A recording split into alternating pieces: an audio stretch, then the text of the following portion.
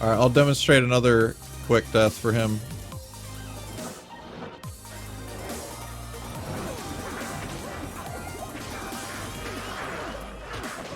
There you go. So, alright, I'll show you what's going on now.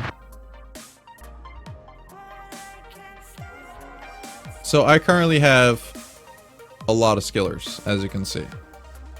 I have 8 skillers. Res, not even max res. I have max block though. Some people don't agree with the max block thing. I like the max block thing, but you know, that's what I like. You don't have to do that. I got 200 ED 7 Titans, right? I got my Griffins with a 3 jewel in it. That's actually pretty important. 15 IAS gets you to another breakpoint. I have 55 IAS in total currently, and then also the 3 mana after kill combined with the 5 mana after kill takes away the Javazon's problem of having to constantly need mana, because the skills on these things 32 mana cost and 15.2 mana cost per attack, and with 55 IAS you're burning mana pretty fast. Light res is very important. Because pretty much souls, or very, very, very bad luck can kill you, but pretty much just souls can kill you. Because they have fast attacks, and lightning res hurts, you can't really attack back. You have passives going on that, that keep you alive, but also will make you permanently locked in place. And if there's enough souls, you can just get wrecked instantly. So light res is like the only one that's super important here. Fire res, you know, is the secondary importance, but it's not like... Res isn't really needed on this build. This setup is...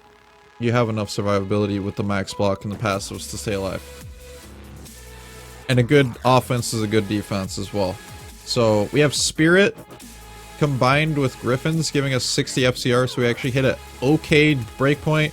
Amazon FCR is never good, pretty much, but like, this is okay. I think you only need 32 in your Spirit.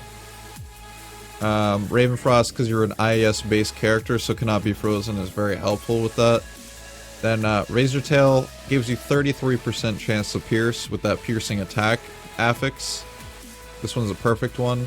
320 jabs, hands down best for DPS. You can get like 220 with some extra stats and mods with like res and stuff, but like I said, the res isn't actually like super necessary. I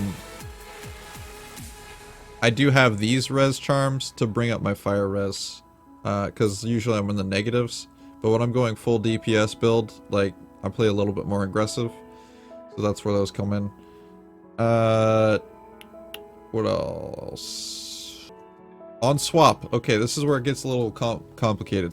So on swap, you usually have like a spirit, right? Because if you're using spirit main, then you're usually using a spirit here. However, in bail runs or in certain things, you might come across light immunes, like true light immunes, even though you have conviction, even though I have a lower res 1. Lower res just makes my kill speed that much faster against monsters, getting closer to that minus 100% light res, where I do even more damage. And then I also have minus 20 lightning resist here, so it also really helps. I have Infinity on Merc. This just helps increase my kill speed even more so, with even more minus resistances for monsters.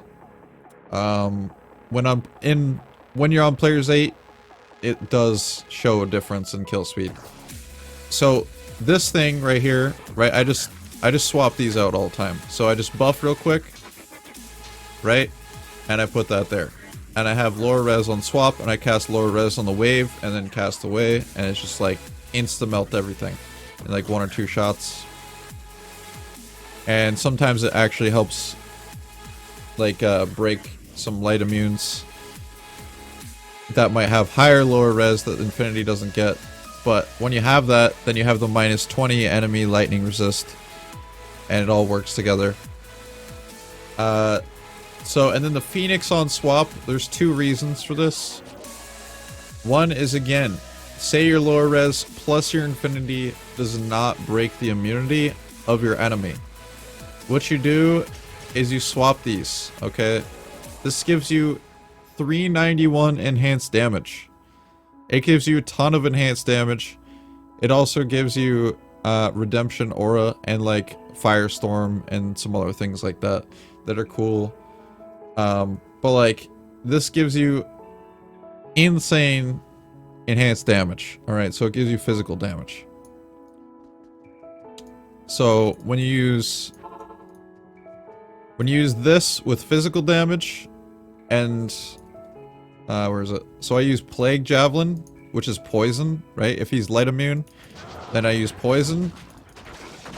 And then I attack with a physical attack, being jab. There we go, jab.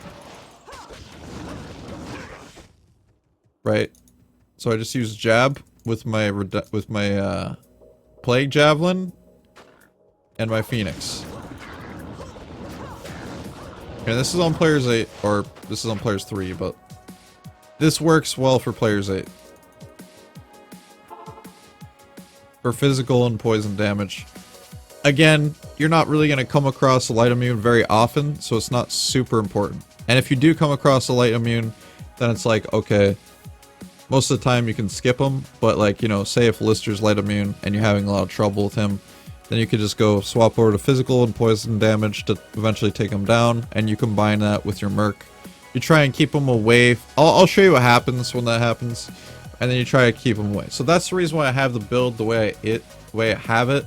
However, now the reason why I melt things so fast is because of the way that these skills work in the skill tree. So these are my main skills: Charge Strike and Lightning Fury. These are my main skills. So I have Lightning Fury and Charge Strike. These both have synergies, okay? They have 4 synergies on Lightning Fury and 4 synergies on Charge Strike. 10% lightning damage per level. This one gives you 1% damage per level. Okay, that seems legit, right? Watch what happens. I'll even respec. Watch this. Ready? Watch what happens, okay? See how it says current skill level 27 releases 8 charged bolts and increases its damage. Next level it says 8 charged bolts, 800 damage. 9 charged bolts, 889 damage. 10 charge bolts now. So that's an additional charge bolt that is doing 1100 damage. Oh, now we have 11 charge bolt that does even more damage. And now we can build into its synergies being, you know, the most important here. Watch this. Okay, it releases 30 bolts that each do 1400 damage. Now we do 1500 damage, and there's 32 bolts. 35 bolts, and it just keeps going. Now we do 47. And I believe when I buff here... That's dangerous. Hold on. When I buff here...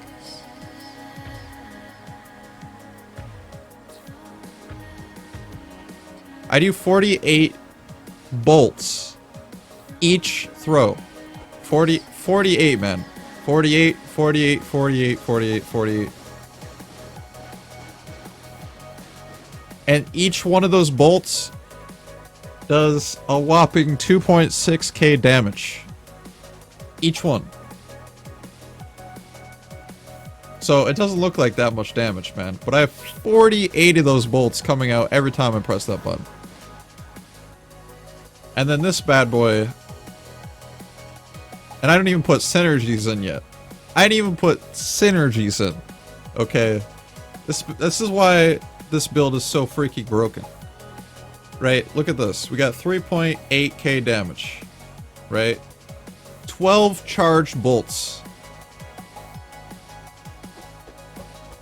That's how fast I attack.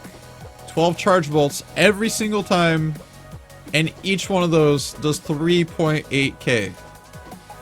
It's freaking insane. Now, let's put our synergies in.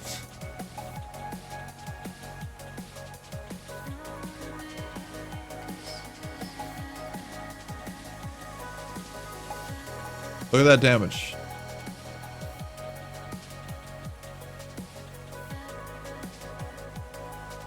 Technically, you can get up to 11k.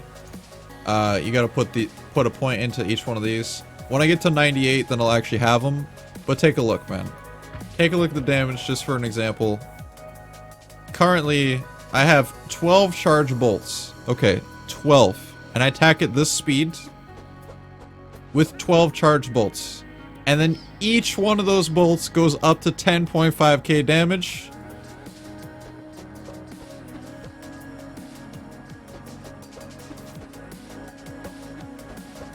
Dude, I could throw a trash freaking, you know, javelin on here and be totally fine. So, you know, man, was it, so 10 times, what was it, 12 times 11, math on air, rip. 1 to 136k, or 12 to 136k damage per attack, up to 136k damage per hit, dude. Nuts. It's freaking nuts. We get it. Not everybody gets it, man. Or else people wouldn't be asking. And then you add lore resist, and then you add infinity. Yeah. It's just bad. So that's why the plus skills matter so much.